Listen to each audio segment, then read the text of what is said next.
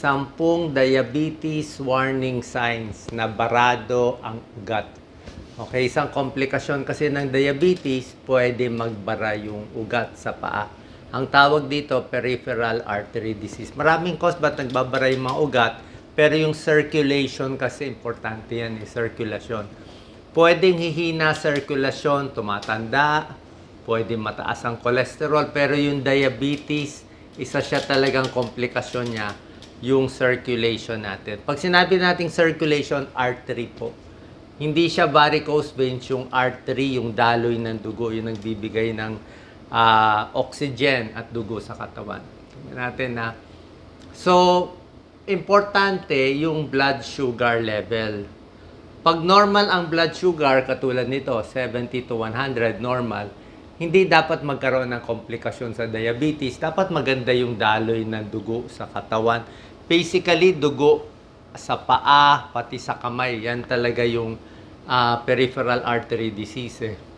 Pero kung ang blood sugar mo medyo tumataas, 101, 125, pre-diabetes or mild diabetes, so pag matagal, pwede rin magbara konti yung ugat. Pero kung mataas talaga, lampas 125, diabetic na yan, o lampas 200 pa, mas diabetes pa, yung iba lampas 300.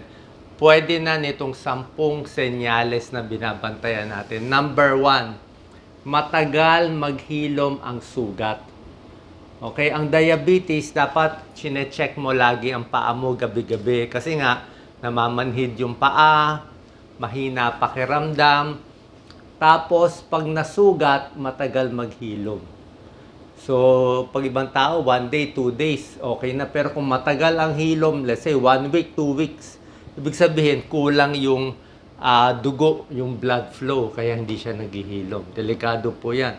Kasi yung infection pwedeng tumaas at meron na puputulan ng paa. Kaya pag nakakita kami sa barangay na naka-wheelchair, naputol ang paa, tatanungin natin, diabetic. Number 2, ito pa yung sign. Pag yung artery sa paa, kulang na yung daloy. Sabihin, mahina na yung abot ng dugo. Diba, mula sa puso, may dugo sa utak, sa katawan, sa kidneys, hanggang paa. Magbabago ang kulay ng paa. Kaya pag diabetic, lagi ko chine-check yung paa. Tingnan nyo to, maputi siya, pero yung paa niya nagbabrown. No? Parang brown, parang red, ayan no. Stippling tawag namin dyan. Minsan nag-uumpisa dito lang muna sa talampakan, dito lang sa may paa, tapos tumataas yan hanggang binti. Ibig sabihin, nagkukulang ng oxygen. Kumbaga sa puno, di ba, pag ang puno, kulang ng tubig. Di ba? Yung puno, ano nangyayari? Yung mga dahon sa dulo, di ba? Lumiliit yung dahon, namamatay yung dahon. Nagiging dilaw yung dahon. So, ganun din nangyayari. Pag nagbabara yung mga ugat, yung dulo ng paa nangingitim. So, change in skin color, yan. Sign din yan ng peripheral artery disease. Ito pa, kumbaga sa puno, yung dahon na lalagas, mapapansin mo, yung buhok sa paa nawawala. Actually, pag tumatanda tayo, talaga naman nababawasan yung buhok sa paa. Normal naman yon.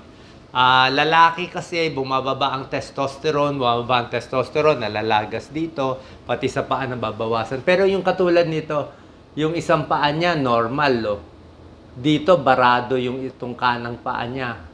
So, ito lang yung nalagas yung buhok. Mas makinis, pwede rin yan. May bara din sa ugat. Ito talaga senyales na barado yung ugat. May pulso yan May pulso yung paa natin, may pulso tayo dito, may pulso sa kamay. Pero more magbabara yung paa kumpara sa kamay. So, may pulso dito sa likod, popliteal artery. May pulso tayo dito, dorsalis pedis dito. Dito sa may paa. Kung ito yung paa, dito namin kinakapa.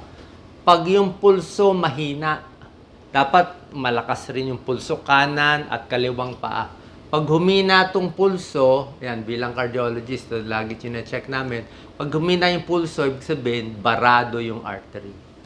So, pag barado yung artery, ibig sabihin, delikado. Humihina na yung paa. Humihina na yung baka mabilis na magsugat, di ba? So, binabantay, mangingitim na, magkakasugat na. So, kailangan na ng gamot dyan. Control yung diabetes, baka binibigyan ng aspirin, para more exercise para dumaloy yung dugo pa rin sa paa. Ayan, weak or absent pulse. Number 5 out of 10, ito, mas nanlalamig ang kamay at paa. Pero ito kasi nanlalamig, non-specific eh. Maraming tao nanlalamig lang talaga. Ito, pwede to kung diabetic ka, tapos mahina ang pulso, manlalamig siya talaga. Pero kaya lang, may mga tao, like to si Doc Lisa, lagi malamig ang kamay at paa.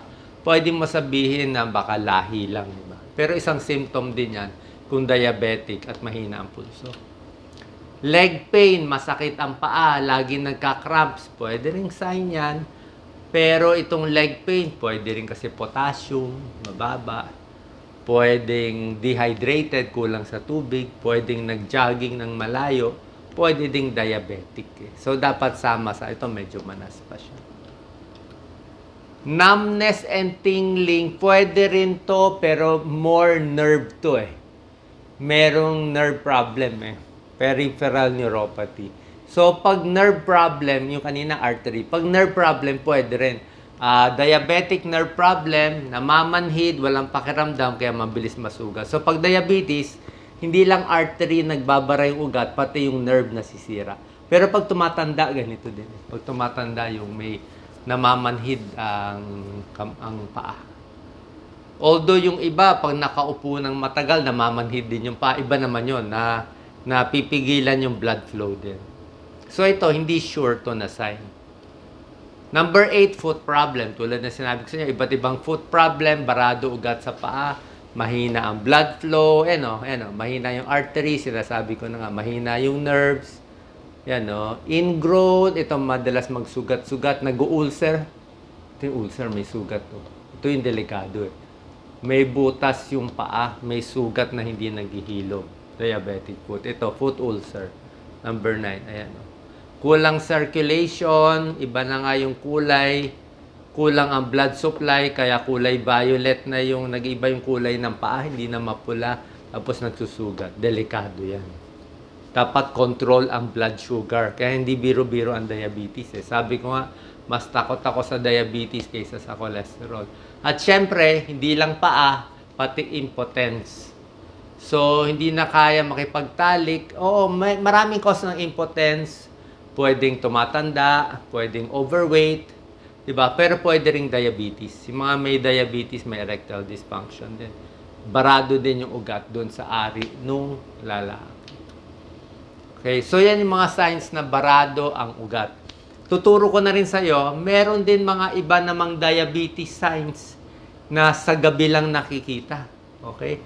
Medyo kakaiba tong topic ko eh, di ba? Barado ugat sa diabetes. Ito naman, may mga senyales sa diabetes na sa gabi lang lumalabas. Na pag-ihi ng ihi sa gabi, okay? Pwedeng may prostate problem, pero pwede ring diabetes eh. Lagi nauuhaw, inom na tubig, ihi ng ihi. Pwede ring sign ng diabetes. Ipa-check nyo lang, hindi naman to 100%. Pinapawisan sa gabi, parang gutom na gutom. Baka yung blood sugar nyo nagloloko, baka mataas. Tapos biglang bababa, up and down yung blood sugar nyo. Pwede yan night sweats. Restless legs, meron din ganon. Neuropathy, laging galaw ng galaw yung paa. Parang nangangati, parang may langgam na naglalakad sa paa. So, pwede rin siyang diabetes sign. Sa diabetes, meron din sa kanila, kasi kadalasan pag diabetic, overweight. So, malaki yung leeg. So, pag diabetic, malaki yung leeg. Pag natutulog sila, ito, nagsasara. Yung dila, parang bumababa, natatakpan yung lalamunan, hindi makapasok yung oxygen. Hilik siya ng hilik. Matinding hilik, parang nagkukulan ng oxygen. Sleep apnea. Meron din biglang bumabagsak ang blood sugar sa madaling araw. Bakit? Baka meron kang maintenance na gamot sa diabetes. Baka hindi maganda pagka-adjust. Okay? Baka hindi maganda pagka-adjust. Baka yung gamot mo medyo mataas o mali yung dose. Kailangan i-adjust. So, baka normal sa umaga, tapos sa gabi biglang babagsak. Ayan, 2 a.m. Dilat siya. Nighttime hypoglycemia. Parang nanginginig sa gabi. Dapat i-check din yung blood sugar pag ganyan nararamdaman. Nauuhaw. Actually, first sign niya ng diabetes, laging uhaw. Mga matatanda, usually kulang ang laway, nauuhaw din. Pero kung yung laging uhaw, magtataka ka, pa-check na natin blood sugar natin. Kasi minsan siya yung first sign. Nagka-cramp sa gabi, pwedeng kulang sa tubig, kulang sa saging, kulang sa potassium, pero pwede ring diabetes sign. Diba tinuro ko sa inyo, leg problem. Yan.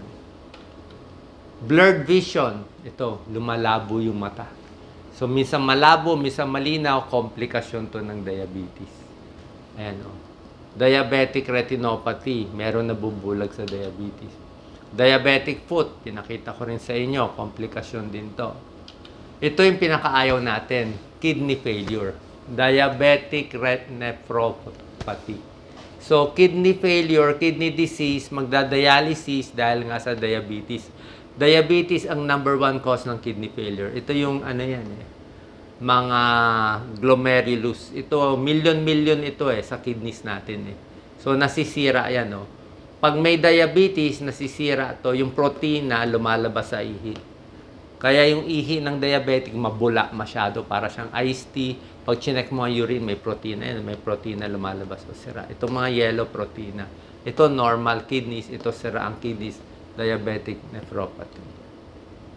Pati gums, ipin, nasisira din sa diabetes. Anong gagawin natin? Ito, syempre, alagaan yung paa. Tinuro ko sa inyo, tuyong-tuyo ang paa, check lagi. Maganda, may sapatos lagi, may tsinelas, may rubber shoes. Huwag magpapaa pag diabetic, delikado. Malinis dapat ang socks. Pagkain, alam nyo naman, yung mga matatamis, matataba, maraming kanin, iwas pag diabetes. Exercise, nakakababa ng blood sugar, bawas stress, at oras na magkakasakit, bantayan ng blood sugar. Naglolo ko yung blood sugar basta may sakit ng tao. May connection ng stress. Sobrang stress, kulang sa tulog, tataas din ang blood sugar. Iba't ibang gamutan, I think for another topic to, punta tayo sa endocrinologist. Siya magbibigay muna ng gamot sa diabetes. Usually, bibigyan kayo metformin, glycoside, glipizide, iba pang tableta, okay po yon. Kung ano sinabi ng endocrinologist, diabetes specialist nyo, tuloy lang po. At kung malala, merong insulin. Ang point is, dapat mo control maaga ang diabetes. Maagang makontrol, mas maganda. And lastly, mental health. Pag diabetic, usually, matigas ang ulo, maraming iniisip, nasisira din. More anxious, more depressed sila. So, pag less stress, mas maganda.